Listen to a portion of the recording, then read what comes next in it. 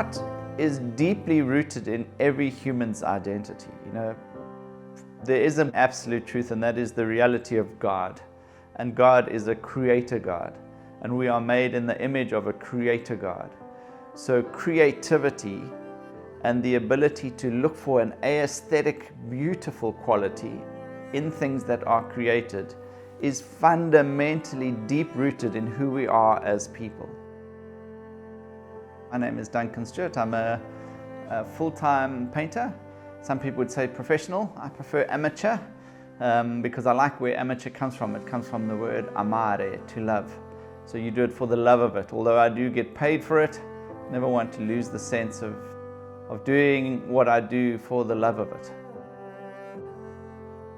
So Football, A Dialect of Hope was an exhibition that I conceptualized, created in 2009. I was wondering, how can I take advantage of the World Cup that was coming to the country? And I was concerned and curious about how the hype in the country around the hope that the Football World Cup would bring to us individually and as communities. There would be all this investment, and there would be, it would change the lives of many. And so a lot of people were putting their hope in the football. And I began to think about that, and from a biblical point of view, it's foolishness to place your hope in anything but the person of Jesus Christ. So I thought, let me create an exhibition that interrogates the idea of hope using the metaphor of football. So there are many different works that tackle the idea of hope. And my hope in producing that exhibition was essentially to connect people with something that would last longer than the 2010 World Cup.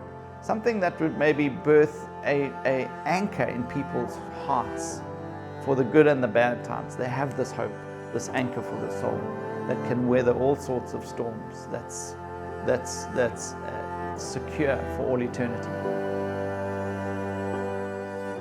The public reception to that exhibition was outstanding. I mean, it was so encouraging. It was truly taken out of my hands, and God moved in significant ways. I remember going to his walkabout when he did that exhibition. There was one work that had like just round soccer balls at the bottom of the, I think it must have been like a storage space or something. So it wasn't like anything vibrant, very toned down, just charcoal, just the light and the shadows. But for me, that work and that season where I was in stood out for me because it was all these balls together being they're ready to be used, but they're just being stored there. A scripture that really stands out for me in my own journey that I constantly refer back to would be, he that started a good work in us will surely carry it through to completion. For me, that just highlights we're on this journey, and it's about process, and it's never finished. We are works in progress. So that exhibition was such a success, a massive success. Now, I've since then never had an exhibition as successful.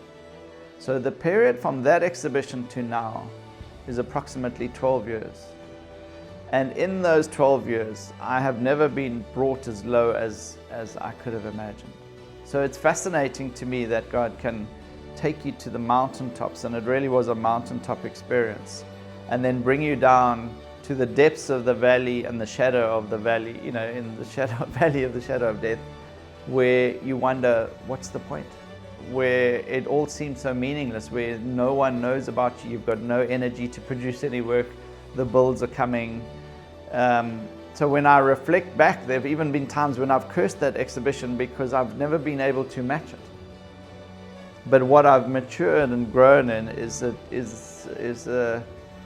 peace to know that it's not about me, that it's all about Jesus, that's all that matters.